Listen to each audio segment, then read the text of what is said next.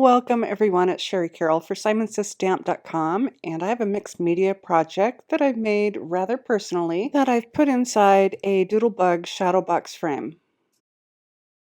The frame I'm working with is 8 by 8 and I'm going to create a panel to go inside.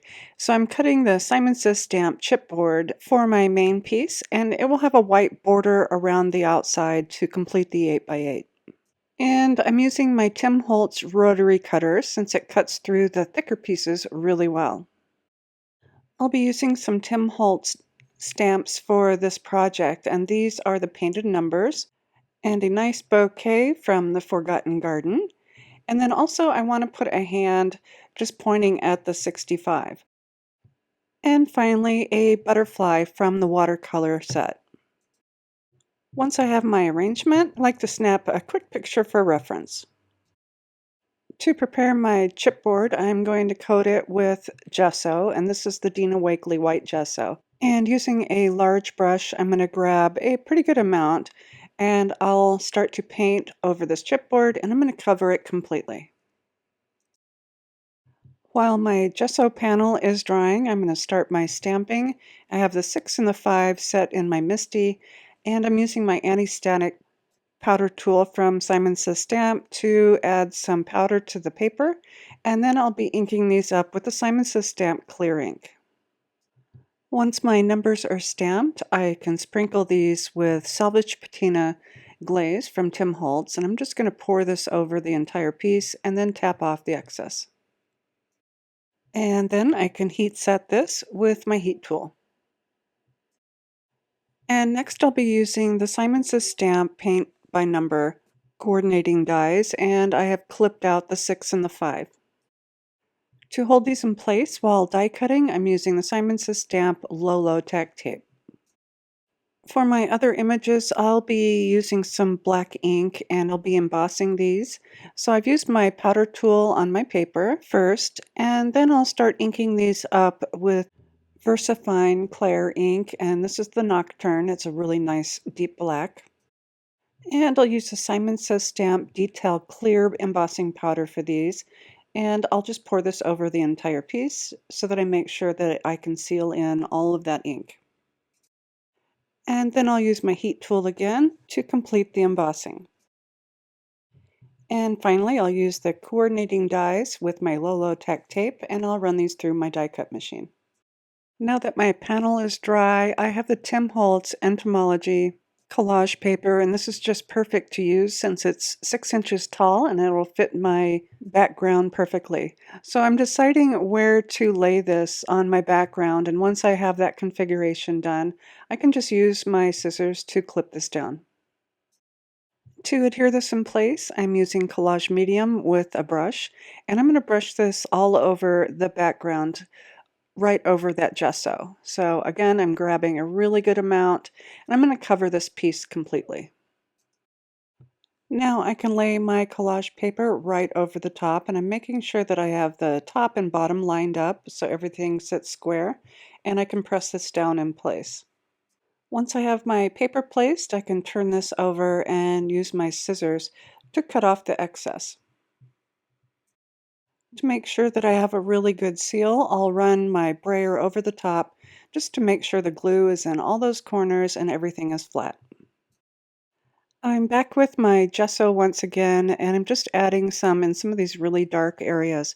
Once I've added the gesso, I can use a clean baby wipe and blot up some of those areas, and this gives it a really nice mottled look.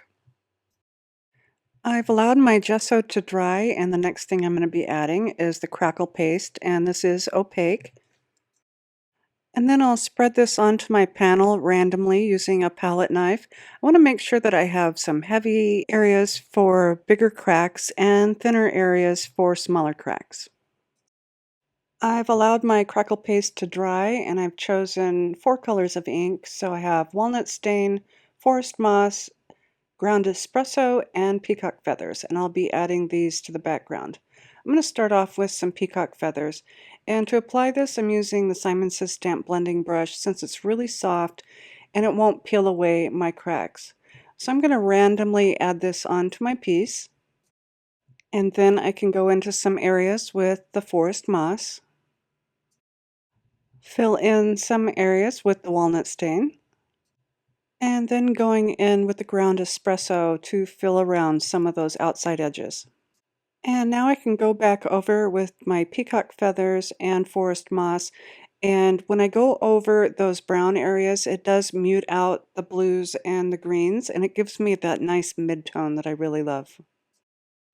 Since the ink colors are sitting on top of the crackle paste, I'm using a baby wipe, and I'm going to start wiping away some of that top layer, and the rest of the ink will sit right into those cracks. Once I have my background the way that I like it, I'm going to go in with a coating of Collage medium. This will seal in all of my paints and the crackle paste so it won't peel up. I'm going to go quickly over this so that I don't mix my colors too much, but I do want this all completely sealed.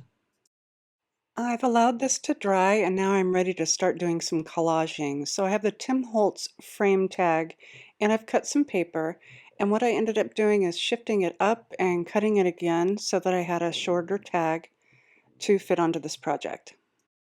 I'm using my collage medium once again, and I'm going to completely cover the back of my tag, and then I can place this right onto my project to the left of center.